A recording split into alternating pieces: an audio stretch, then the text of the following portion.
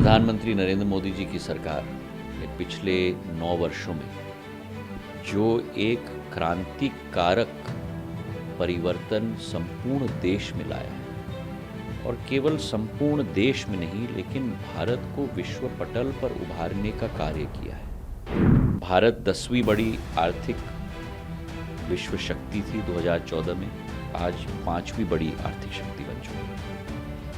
5वीं से अगले 3 साल के अंदर हम तीन सबसे बड़े आर्थिक शक्ति में हम लोग परिवर्तित होंगे। ये पूर्ण विश्वास है इस बजट में भी वही सफ़र आगे ले जाएंगे, और उसी सोच और विचारधारा के साथ कि फर्स्ट इंडिया फर्स्ट, भारत पहले, और उसी सोच और विचारधारा के साथ कि अंतिम छोर के व्यक्ति को भी प्रगति और विकास के दर के साथ हमें जुड़ाना है।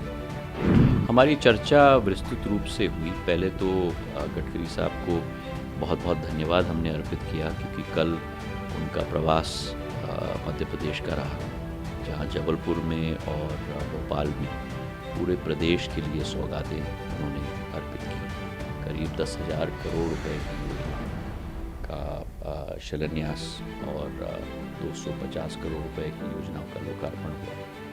तो धन्यवाद के साथ साथ जो हमारी बहुत बहुचर्चित और बहुअपेक्षित हमारी योजनाएं थी, पहली योजना जो उनके साथ सतत संपर्क मैंने लगा के रखा है, आगरा से ग्वालियर तक जो एक्सप्रेसवे है उसे हमें 6 लेन या 8 लेन का बनाना है, क्योंकि दिल्ली से आगरा तक बहुत सहूलियत हो गई है यमुना एक्सप्रेसवे पर आगरा से ग्वालियर अभी भी 2 लेन एक्सप्रेसवे चलती है। तो उन्होंने अपनी स्वीकृति भी प्रदान की है और उसका टेंडर भी लग चुका है, और केवल ज़मीन का अधिग्रहण करके वो हमें NHAI को देना पड़ेगा, प्रदेश शासन के द्वारा, राजस्थान भी और मध्य प्रदेश भी, और उसके अंतर्गत जल्द से जल्द वो योजना शुरू करेंगे। ये योजना स्वतः करीब 4,500-5 हज़ार करोड़ की होगी, और 90 किलोमीटर की 6 लेन 8 लेन एक्सप्रेसवे बनेगी जो आगरा से ग्वालियर को जोड़ेगी। और ये एक्सप्रेसवे बनने से ग्वालियर से दिल्ली की दूरी जो वर्तमान में 5-5.5 घंटे की, वो हम करीब 2.25 घंटे में पूर्ण रूप से कर पाएंगे, क्योंकि आगरा के भी रिंग रोड के साथ ही लगेगी। दूसरी परियोजना थी ग्वालियर के अंदर ही एक रिंग रोड बनाने की परियोजना, और उसके 3 भाग पूर्ण हो गए थे। केवल एक पश्चिमी बाईपास लंबित है जो करीब 955 करोड़ की है। उसके लिए भी हमने निवेदन किया, और मैं पिछले 1 साल से फॉलो अप कर रहा हूँ।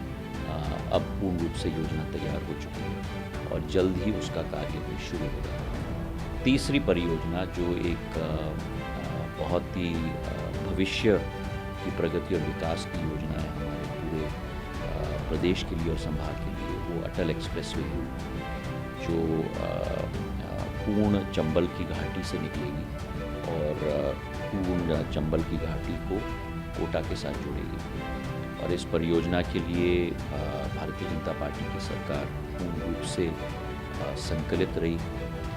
इस योजना में मुख्यमंत्री जी, पूर्व मुख्यमंत्री शिवराज सिंह जी, वर्तमान के मुख्यमंत्री, पूर्व कृषि मंत्री, वर्तमान के विधानसभा के अध्यक्ष नरेंद्र सिंह जी, हम तीनों पूर्ण रूप से प्रयासरत हैं जल्द से जल्द इसे शुरू करने के लिए। उसकी अलाइनमेंट की भी हमने यहाँ चर्चा की। तो तीनों परियोजना, ये परियोजना के साथ एक औद्योगिकरण भी संभवतः इस क्षेत्र में हो सकता है जो बेहड़ क्षेत्र कहलाता है। तो एक बहुत भविष्य को एक नया रूप देने की ये योजना है। तो तीनों योजनाओं पर उन्होंने सकारात्मक हमें सहयोग प्रदान किया, इसके लिए बहुत उनके आभार। एक्सपेक्टेड टाइम हर एक योजना का अलग है। पहली योजना भूमि अधिग्रहण के बाद जो NHAI को ट्रांसफ़र करेंगे, करीब 2.5 साल में आगरा ग्वालियर एक्सप्रेसवे पूर्ण रूप से बन जाएगा।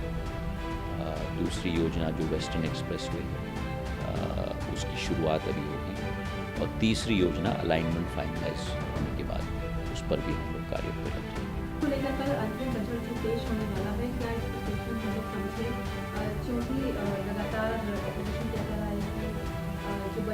आंकड़ों के थ्रू दिया जाता है वो उतना वर्थी नहीं है। आप क्या समझते हैं?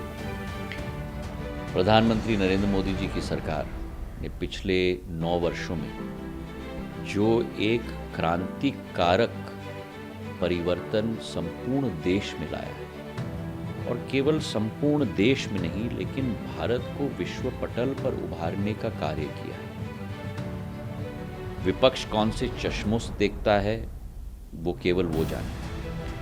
भारत 10वीं बड़ी आर्थिक विश्व शक्ति थी 2014 में, आज 5वीं बड़ी आर्थिक शक्ति बन चुकी है।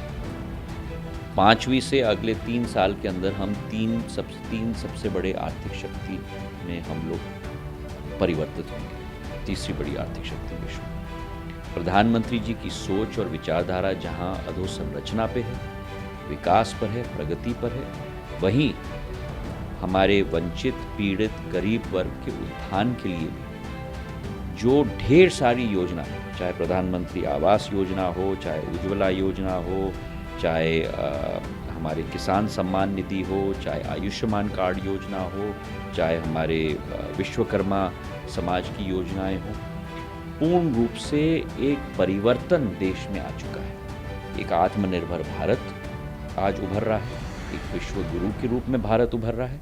और इस बजट में भी इंटरिम बजट है, वोट ऑन अकाउंट बजट है, और फिर भी मुझे पूर्ण विश्वास है कि इस बजट में भी वही सफ़र आगे ले जाएंगे, और उसी सोच और विचारधारा के साथ कि फर्स्ट इंडिया फर्स्ट, भारत पहले, और उसी सोच और विचारधारा के साथ कि अंतिम छोर के व्यक्ति को भी प्रगति और विकास के दर के साथ हमें जुड़ाना।